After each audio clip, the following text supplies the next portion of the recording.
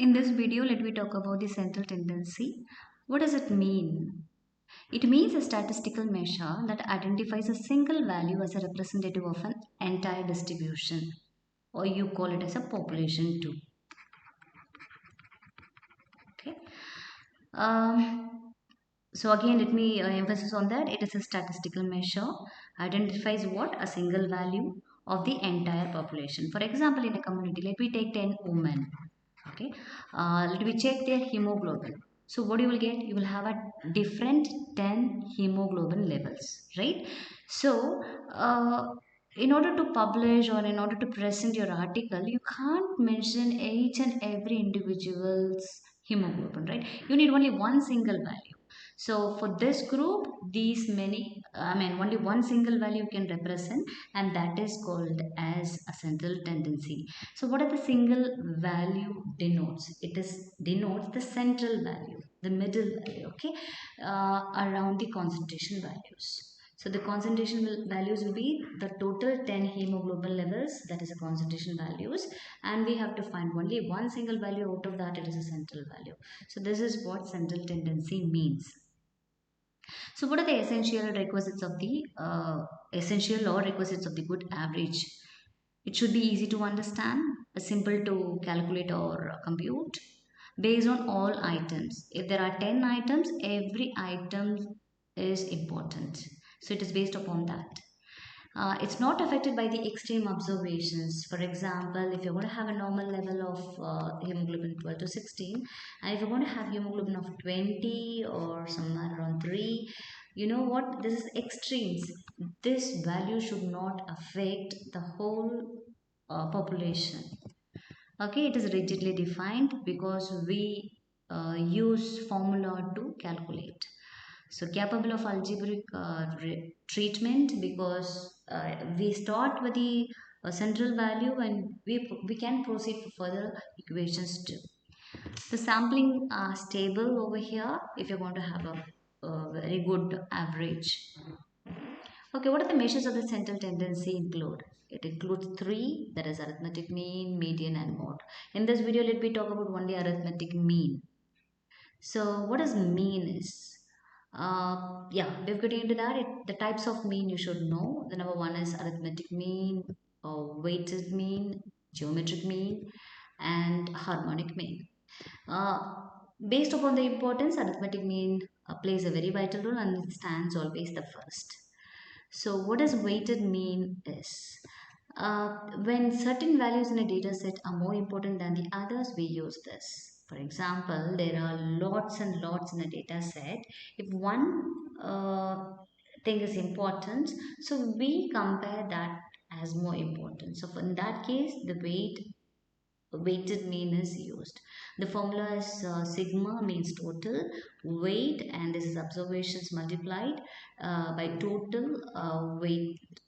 Okay, so example, where do we use it? We use it average duration of a stay by a patient in a hospital. For example, one patient may stay for 2 days or 3 days, it depends upon that, right?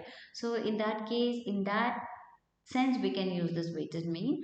The weight includes mostly the census, how many patients were there totally in the ward, each ward.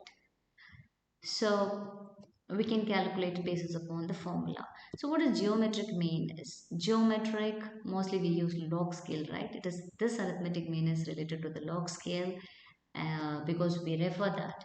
This is nth number square root of x multiplied by x1 multiplied by all the observations.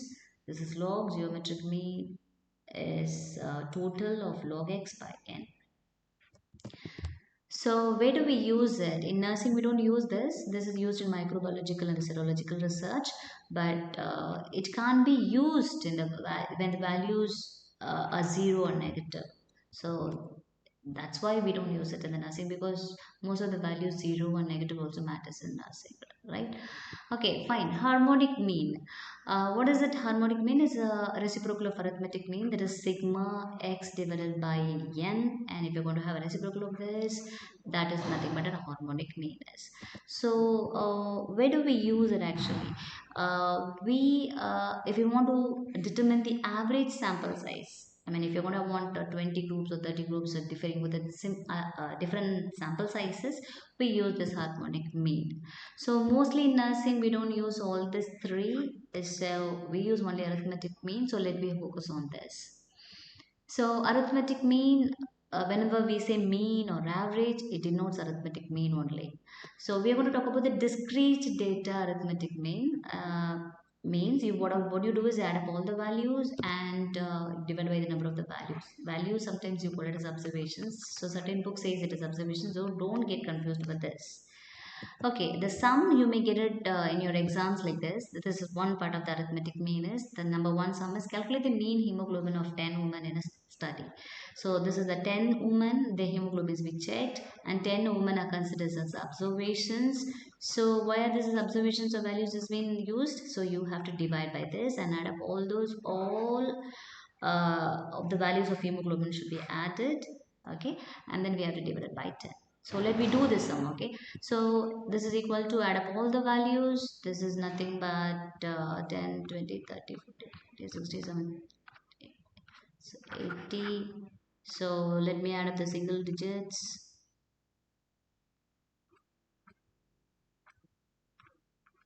This is 30.5. So total is 110.5. Okay, so what we have to do is we have to divide by the 10. So let me go. Okay, divided by 10, that gives you the value is 110.5 divided by 10. This is equal to 11.05. So the answer should be the mean hemoglobin of the study sample is 11.5 gram per deciliter. So you may get a sum in a table also, frequency table. So it says like this, find the mean age of the 100 adolescent girls. In this case, how we are supposed to do this. Okay, so this is age in years. Let me explain the table is age in years. What is it? Age is 16, 17, 18, 19, and the number of the students of frequencies it is. In 16 group there are 35 and 17 group 31, 18 is 20 and 19 is 14. So this is a discrete frequency table you call it as. So before getting into the further calculations and complete the table, let me know the formulas. Sigma and x is nothing but age in the year, observations that you found out, but frequency is number of the students in each observations you got it. So you multiply this and divide it by the sigma frequency and then you will get this answer. So before getting into that, let me add the frequency. This is 100. When you're going to add this, okay, you will get 100 and let me multiply this and find out. Okay, x is what? It is 16 multiplied by 35. So you will get the answers as let me wait. Okay, this is uh, and 5. This is 560. Okay, and 31 multiplied by 17, this will give you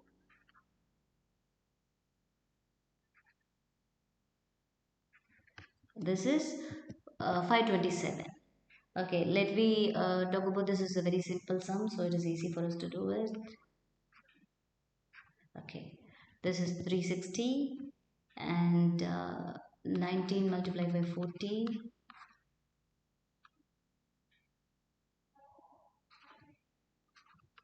Okay, this is 226. So when you're going to add it, you will have it is 3.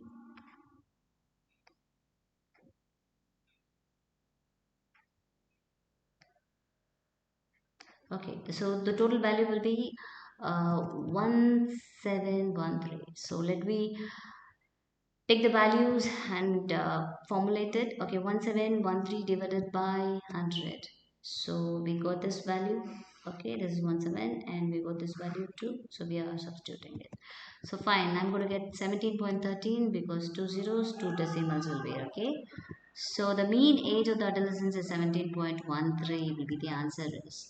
And the third sum you may get it as a class interval also. This is nothing but a continuous frequency table you call it as. So let me find it out. So find the mean age of 135 boys over here. So though this is a continuous table 15 to 20, 20 to 25, 25 to 30 and 30 to 35 something like that. Okay.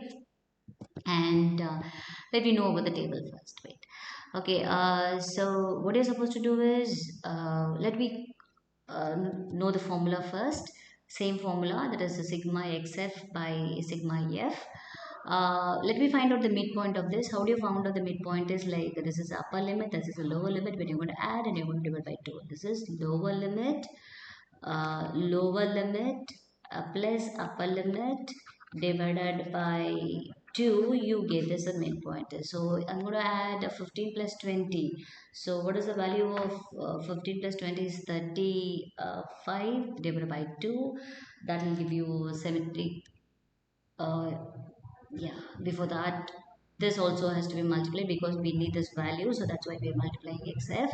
Okay, so 15 plus 20 gives you 35 divided by 2, that is 17.5, and 20 plus 25, that's 45 divided by 2 is 22.5, and 25 plus 30, 55 divided by 2, it is 27.5, and 30 plus 35, 65 divided by 2, that will be 32.5. So the number of people will get it. Okay, so then multiply uh, 17.5 into 15, so you will get this answer. This is 26.25. And let me add for the next one. This is an easy sum, so you'll be able to multiply. So start doing with this video so that you will be able to practice it. Otherwise, if it's going to come in the exam, so you will find it very difficult. So this 0, 20, 5. So the answer is 450. So let me know this other sum.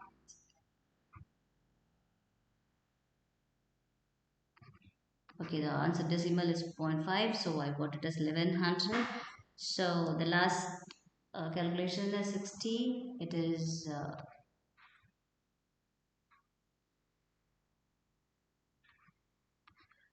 so again I got 1950 as an answer.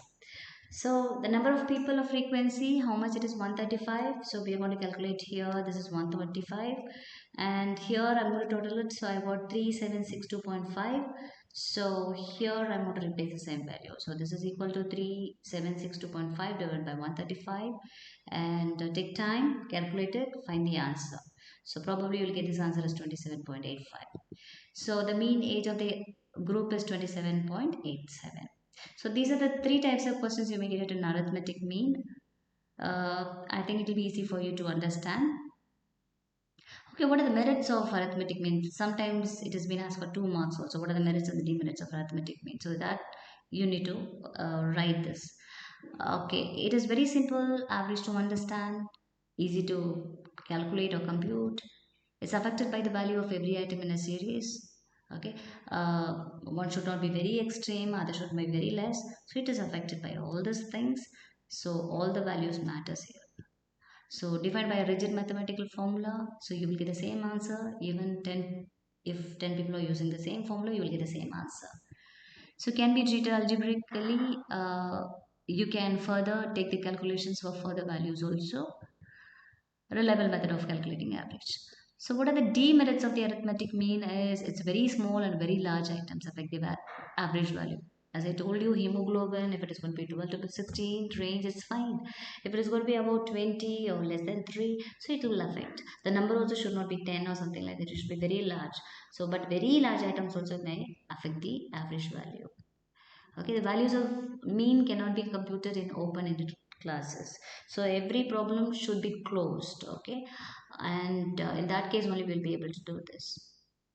Probably it is in a qualitative data. Okay, it is not always a good measure of the tendency. So in the next video, let me talk about the mean and the mode. Uh, so for that link, you can see in the description below.